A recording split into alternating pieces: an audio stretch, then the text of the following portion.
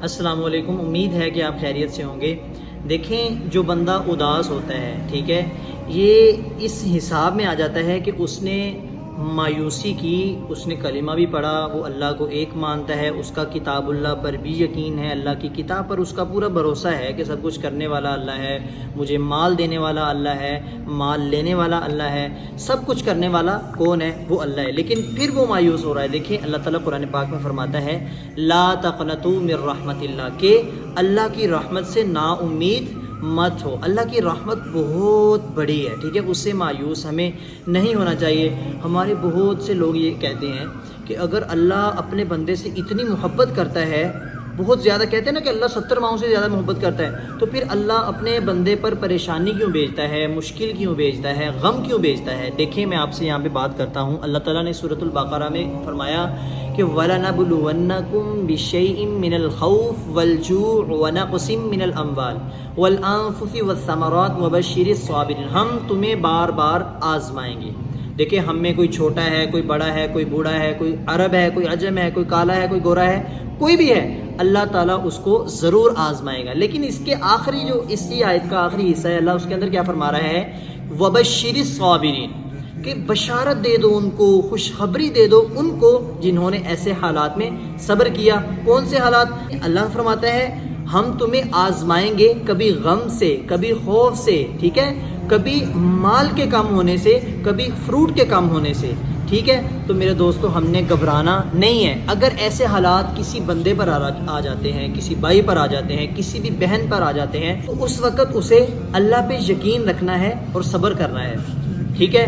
تو پھر سورۃ الانفطار ہے، میں اس کی تلاوت کر رہا تھا، میں نے اس کا ترجمہ پڑھا، میں حیران ہو گیا۔ اللہ تعالیٰ اس کے اندر فرماتا ہے کہ یا ایھا الانسان، اے انسان، اے انسان۔ اللہ نے یہاں پہ یہ نہیں کہا کہ اے گناہ گار انسان، اے زنا کرنے والے انسان، اے فلاں گناہ کرنے والے، نہیں، اللہ نے یہ نہیں کہا۔ اللہ نے کہا اے انسان۔ میں یہ سمجھتا ہوں کہ اس آیت سے اللہ کی محبت ٹپک رہی ہے۔ اللہ کیا فرماتا ہے؟ ما غرک بربک الکریم، تجھے کس چیز نے اپنے رب سے غافل کر دیا؟ بربک الکریم، اپنے کریم رب سے، اپنے کریم رب سے۔ پھر آگے اللہ کیا فرماتے ہیں؟ اس سے اگلی آیت ہے الذی خلقک فسواک فعدلک، اور جس نے تجھے پیدا کیا اور پھر ٹھیک ٹھاک پیدا کیا۔ اللہ اکبر۔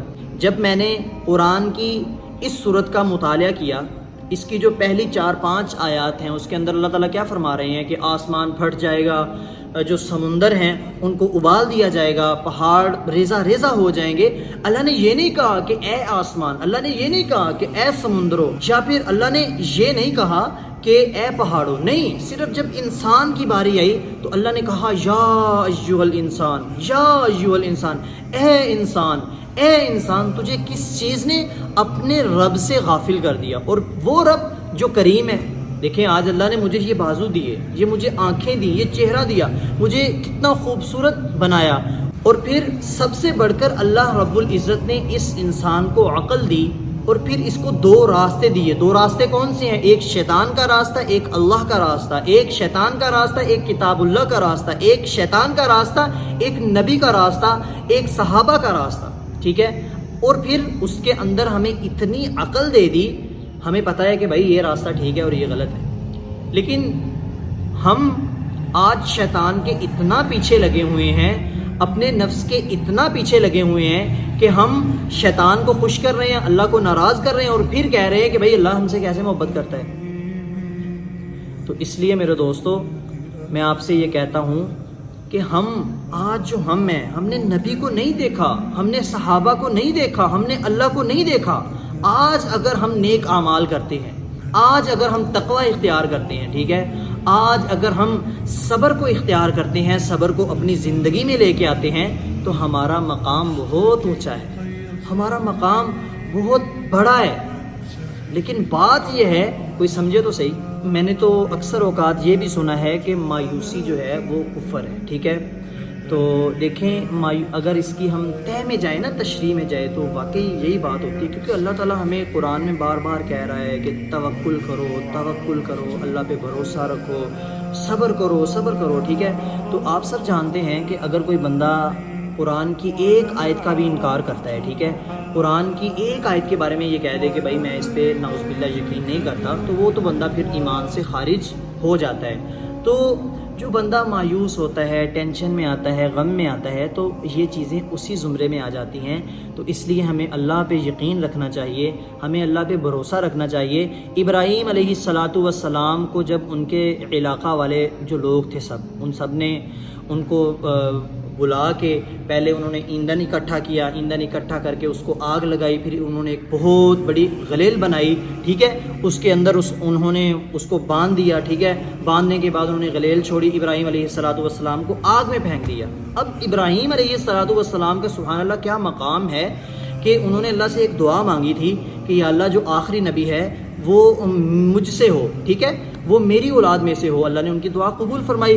ابراہیم علیہ السلام نے اس وقت ایک کلمہ کہا، وہ کیا ہے کلمہ؟ آج اگر آپ کو بھی اللہ سے کوئی حاجت ہو، اللہ سے کوئی دعا قبول کروانی ہو، تو آپ بھی اللہ سے یہ دعا مانگ سکتے ہیں۔ انہوں نے کہا کہ حسبنا اللہ و نعم الوکیل، حسبنا اللہ و نعم الوکیل۔ اس کا مطلب کیا ہے کہ میرے لیے میرا اللہ کافی ہے اور وہ بہترین کارساز ہے۔